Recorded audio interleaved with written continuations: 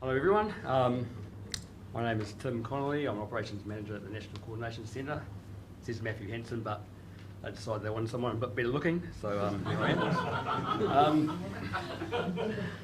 So to set the scene, most of you will know the Hawke's Bay is supplied via a single line, the Wairaki-Whirinaki A line I believe, between Taupo and Napier, and containing that line is two 220 kV circuits, the Redcliffe Wairaki and the Whirinaki-Wairaki circuits.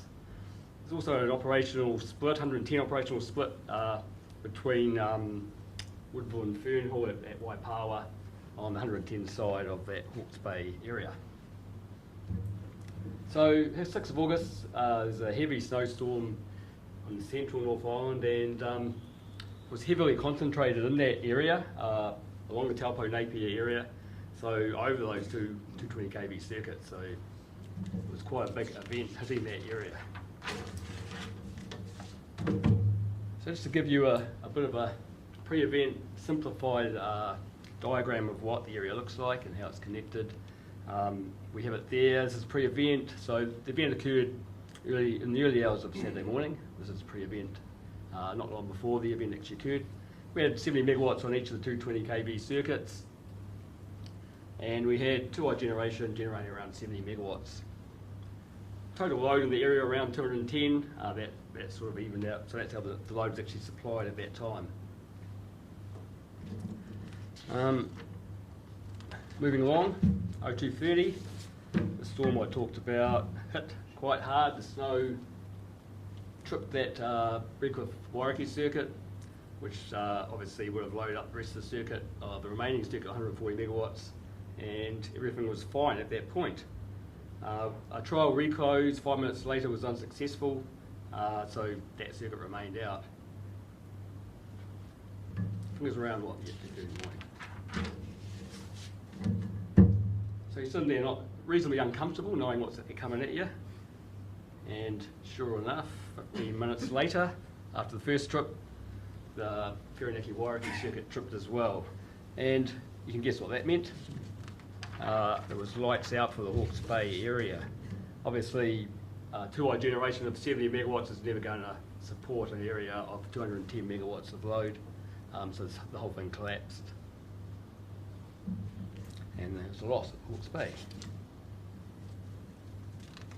Moving on, 5:30 in the morning. Well, actually 3:21 in the morning, they managed to get the Whirinaki-Wairaki circuit back into service. So not 45 minutes later, or actually a bit less actually, minutes later, it was back in, and they started the restoration process. So by 04:49, we had most of the supply, all the supply GXPs back on, but not all the load, and by 5:30, 210 megawatts of load was restored, but there was still 45 megawatts still to be restored that couldn't be, just to do complications within the distributors network, etc. So they're down 45 megawatts on total restoration, even though we did have everything connected and available to be restored. So as the morning progressed, reports of the snowstorm that was getting worse, that was intensifying.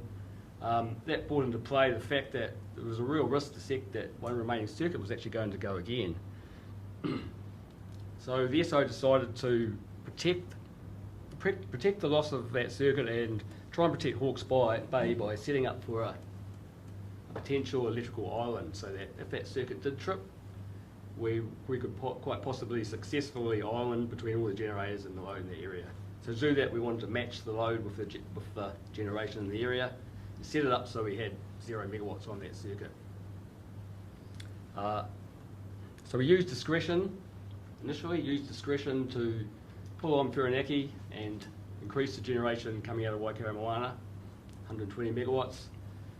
Leaving a little bit of buffer at Waikaremoana, so 10 or 12 megawatts buffer, so that if it did actually happen, it had room to move up or down, just to match the load exactly, and keep the island sustained.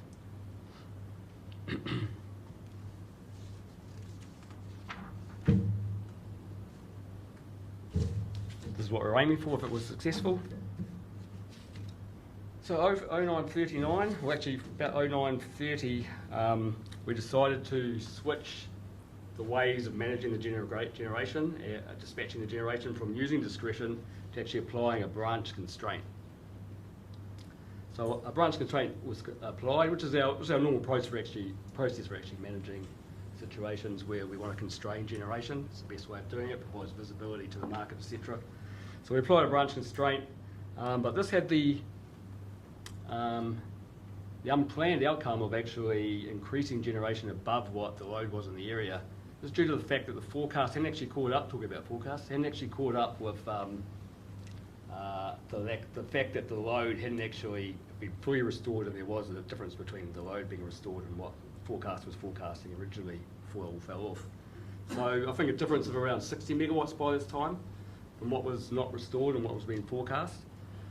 So we were starting to see flows back out of the Hawke's Bay area, probably around 60 megawatts initially.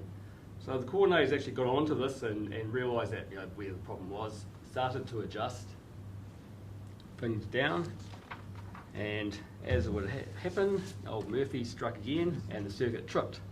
So as they were reducing generation to get it matched up, bang, it went. 38 megawatts too much generation in the area, so it wasn't too far off. Probably another 5 minutes of reducing generation, it might have actually just hung in there, so we'll never know, I guess.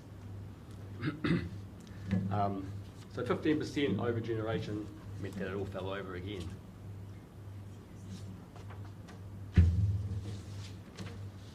So we actually got everything restored back again by about 11:30. I think everything was back on and restored via the one circuit again.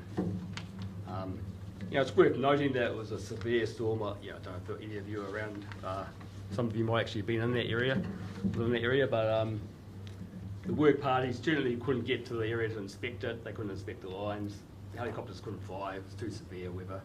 Flying helicopters, so you had what you had, you try to get it in, and it would stay in, you're lucky. If it didn't, well then that's the way it was. I think with the Redcliffe-Wairaki circuit, they got it back in about 2 or 3 times, stayed in 5 minutes, tripped out again. So it's one of those situations that you have to wait till the storm subsides before you can actually really do much about it. But that did highlight the need for a process for managing such a situation, we believe, because it can happen. It did happen. So we developed a new process for areas on end where there's a severe risk of trip on the remaining assets. So I'm not just talking about areas that are put on end for planned outages as a bit of a storm goes over. This is where there's a real high likelihood that that single asset supplying an area will trip. We want some guidelines in place because we wouldn't just do it for anywhere. It'd have to be some place of more significance, I guess. So the guidelines we come up with is the area should be above 100 megawatts of load. And as I just said before, there needs to be a real increased risk of trip on the remaining asset supplying that area. And that could be weather, so storms as we've just seen, or maybe the asset supplying that area is really at risk. It's got some problem, a really bad hotspot that is saying it's actually not going to hang in there. So those sort of things would be, I suppose, a trigger for us to jump into this process. And obviously you need to have the generation in the area capable of supplying it, and they would need to agree that they want to supply it. So it's a working with the industry or in the area sort of process where we get to a position of implementing it. So if all those 3 things fall into place, we will constrain local generation to match the load. Given that, it's not something we want to force on anyone that they don't want to happen. So connected parties within the area can opt out. If the parties in the area deem it just not prudent for us to do, well, we won't. But it needs to be a consensus. And likewise, on the flip side, if an area is less than 100 megawatts, we believe that if all the connected parties, all the participants in that area want this process to be implemented, we'll look at doing it then. And the last bullet point really is just stressing the fact that we are obligated to carry out or to manage for risks where cascade failure would be the result. Well, it's a no-brainer. We actually do manage those risks anyway. This is not talking about that such PPO or obligation.